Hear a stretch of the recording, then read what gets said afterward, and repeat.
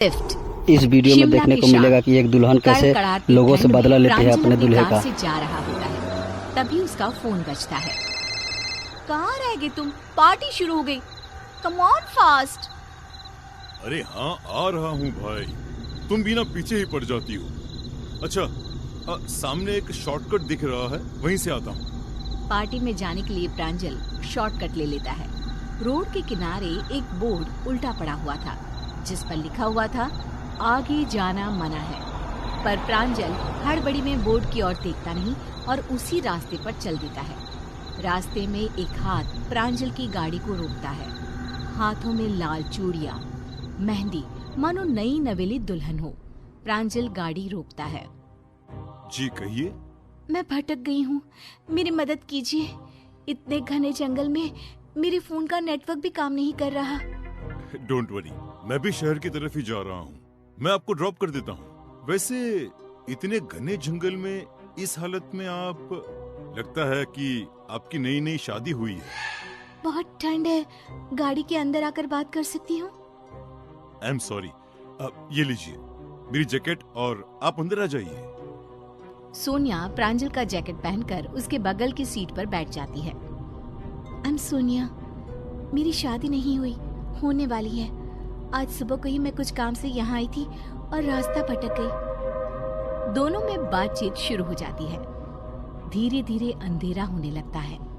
प्रांजल front mirror में देखता है कि पीछे की सीट पर कोई लड़की बैठी हुई है और धीरे धीरे हंसती हुई उसकी ओर देख रही है।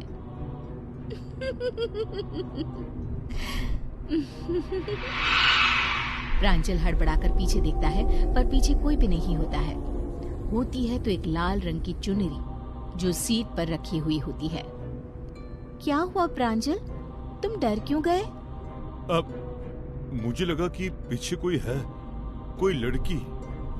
ये चुनरी किसकी है? तुम्हारी है क्या? नहीं, मैं चुनरी का क्या करूँगा, किसी लड़की की लगती है। सोनिया पीछे की सीट से चुनरी को उठाती है। चुनरी खून से सनी हुई थी। ओह गॉड, इस पर तो खून लगा हुआ है। तुम्हारे साथ कोई लड़की थी क्या गाड़ी में? नहीं नहीं, अरे तुम ये क्या कर रही हो? अभी तक तो ये चुनरी यहाँ थी ही नहीं, और ये जंगल है कि खत्म होने का नाम ही नहीं ले रहा। 2 घंटे से हम अंदर घूम रहे हैं। यहाँ छोटा रास्ता है, अब लगता है हम भटक गए हैं। दोनों जंगल में बुरी तरह भटक जाते हैं। गाड़ी चलाते चलाते अचानक प्रांजल को एक खोपड़ी अपनी गाड़ी के आगे लटकती हुई दिखाई देती है, जिसके कारण उसका बैलेंस गड़बड़ा जाता है और गाड़ी एक पेड़ से टकराकर बुरी तरह डैमेज हो जाती है। दोनों कार से उतरते हैं। अब क्या करेंगे? रात होती जा रही है। ऐसे सुनसान जंगल में इस तरह हमारा रहना खतरे से खाली नहीं है। वो देखो, एक रोशनी दिखाई दे रही है, शायद किसी का घर हो। चलो ना वहीं चलते हैं। दोनों रोशनी की तरफ जाते हैं। वहाँ एक बड़ी सी हवेली होती है। देखने में लगता है कई सालों से बंद हो। उसमें से एक अजीब सा लंबे कद दाढ़ी वाला आदमी निकल कर आता है, जिसे देखते ही सोनिया डरने लगती है। वो अपनी आंखें बड़ी बड़ी कर सोनिया की ओर देखते हुए कहता है, लगता है भटक गए हो। ये जंगल है ही ऐसा, यहाँ अक्सर लोग भटक जाते हैं। कई साल पहले इस हवेली के मालकिन की बेटी भी भटक गई थी। कैसा अजीब आदमी है ये। इस जंगल से बाहर निकलने का कोई रास्ता बता सकते हैं आप? इस जंगल से कभी कोई बाहर गया है भला? अब क्या मतलब? अरे मैं तो मजाक कर रहा था।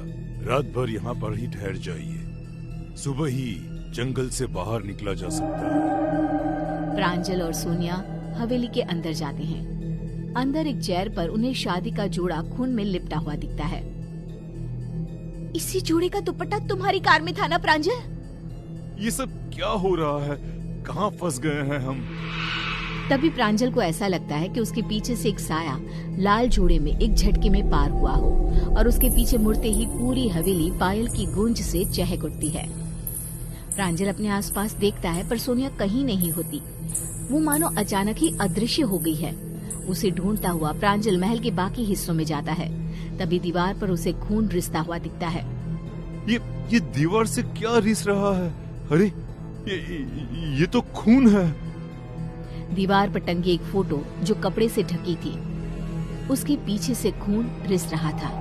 प्रांजल फोटो के ऊपर से कपड़ा हटाता है तो वो फोटो सोनिया की थी।